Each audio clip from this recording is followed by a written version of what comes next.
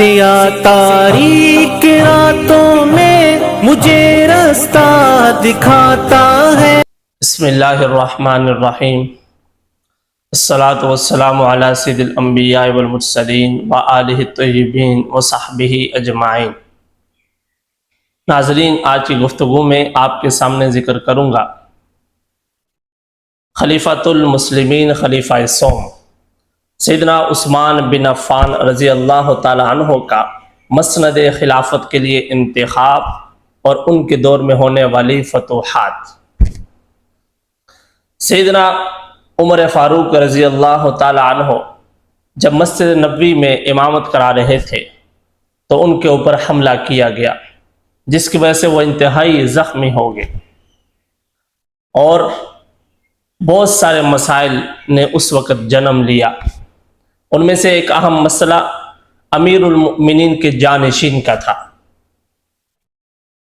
چونکہ حضرت ابوبکر صدیق رضی اللہ تعالیٰ عنہ نے اپنی زندگی کے اندر سیدنا عمر فاروق رضی اللہ تعالیٰ عنہ کو اپنا جانشین مقرر فرما دیا تھا، اس لیے صحابہ اکرام نے سیدنا عمر فاروق رضی اللہ تعالیٰ عنہ سے اس بات پر اصرار کیا کہ آپ اپنا جانشین مقرر فرما دیجیے، لیکن سیدنا عمر فاروق رضی اللہ تعالیٰ عنہ نے اپنا جانشین مقرر نہیں فرمایا، بلکہ 6 اشخاص کے نام پیش کیے کہ ان میں سے کسی کو بھی تم اپنا امیر خلیفہ منتخب کر لو۔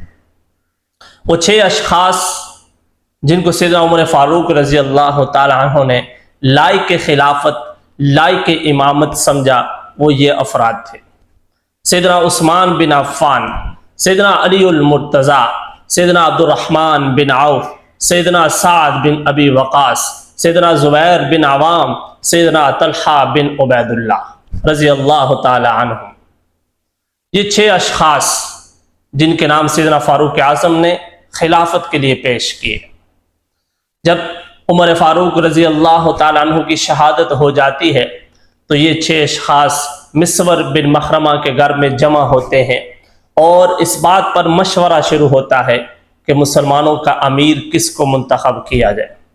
چنانچہ ان 6 اشخاص نے باہمی مشورے سے سیدنا عثمان بن عفان رضی اللہ تعالیٰ عنہ کو مسلمانوں کا تیسرا امیر، تیسرا خلیفہ منتخب کیا، اور بیعت کا آغاز ہوا۔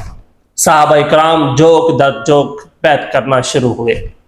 سب سے پہلے بیعت کرنے والے سیدنا عبد الرحمن بن عوف اور سیدنا علی المرتضیٰ رضی اللہ تعالیٰ عنہ تھے، اور پھر یہ سلسلہ آگے چلتا رہا۔ سیدنا عثمان غنی رضی اللہ تعالیٰ عنہ کا دور خلافت ایک نمایاں دور خلافت ہے، اور جو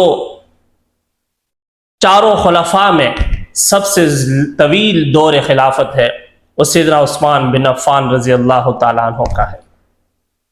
سیدنا عثمان بن عفان رضی اللہ تعالیٰ عنہ کا دور خلافت 11 سال 11 ماہ 18 دنوں پر مشتمل ہے، یعنی تقریباً 12 سال۔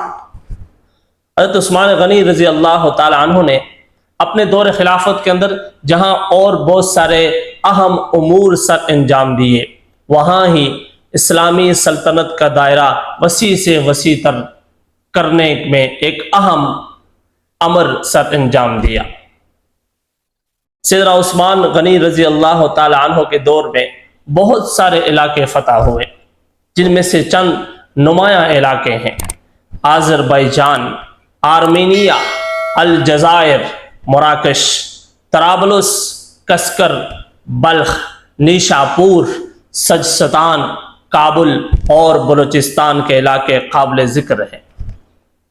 اور صرف یہی نہیں بلکہ سن 28 ہجری میں حضرت عثمان نے بحری جنگ کے ذریعے سے قبرص کو فتح کیا، اور سن 30 ہجری میں طبرستان، اور سن 33 ہجری میں قسطنطنیہ کے ارد گرد کے علاقے اور جوزجان کو فتح کیا۔